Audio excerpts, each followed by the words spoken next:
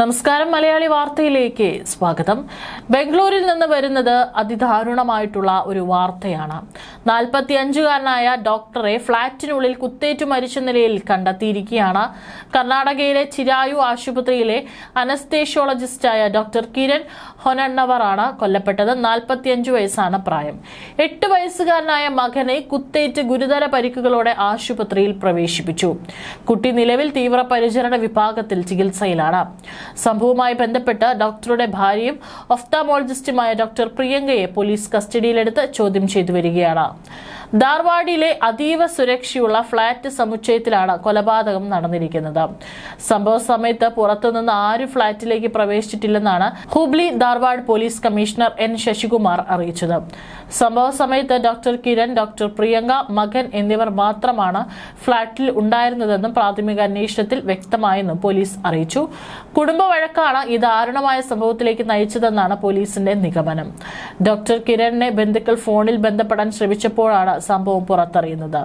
ബന്ധുക്കൾ വിളിച്ചപ്പോഴെല്ലാം ഭർത്താവ് വിശ്രമിക്കുകയാണെന്നും പിന്നീട് പുറത്തുപോയെന്നും പറഞ്ഞ് പ്രിയങ്ക ഒഴിഞ്ഞു മാറുകയായിരുന്നു. എന്നാൽ വൈകുന്നേരമായിട്ടും കിരണിനെ ഫോണിൽ കിട്ടാതായതോടെ സംശയം തോന്നിയ ബന്ധുക്കൾ ഫ്ളാറ്റിലെത്തി പരിശോധിച്ചപ്പോഴാണ് ചോരയിൽ കുളിച്ചു കിടക്കുന്ന മൃതദേഹം കണ്ടെത്തിയത്. തൊട്ടടുത്ത മുറിയിൽ ഗുരുതരമായ പരിക്കേറ്റ അവശനിലയിലായ കുട്ടിയെയും കണ്ടെത്തി. വിവരമറിഞ്ഞ് സംഭവ സ്ഥലത്തെത്തിയ പോലീസ് ഉടൻ തന്നെ കുട്ടിയെ ആശുപത്രിയിലേക്ക് മാറ്റുകയായിരുന്നു. ഫ്ളാറ്റിലെ 2 മുറികളിലായാണ് ഡോക്ടറുടെ മൃതദേഹവും പരിക്കേറ്റ കുട്ടിയും ഉണ്ടായിരുന്നത്.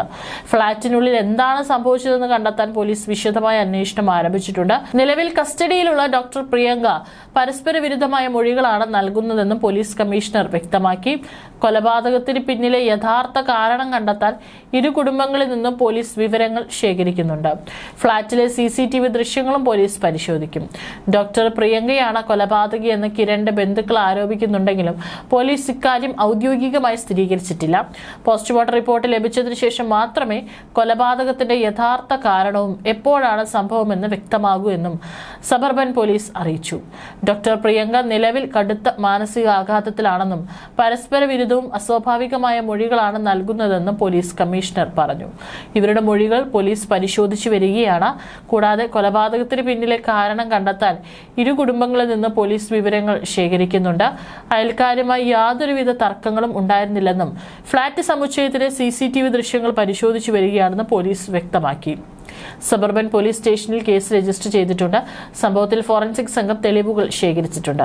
പോസ്റ്റ്മോർട്ടം റിപ്പോർട്ടും മറ്റ് ശാസ്ത്രീയ തെളിവുകൾ ലഭിച്ച ശേഷമേ മരണത്തിലേക്ക് നയിച്ച കാരണങ്ങളെക്കുറിച്ച് വ്യക്തത വരൂ എന്നും പോലീസ് അറിയിച്ചു. കൊലപാതകത്തിൽ പോലീസ് കേസെടുത്ത് അന്വേഷണം തുടരുകയാണ്.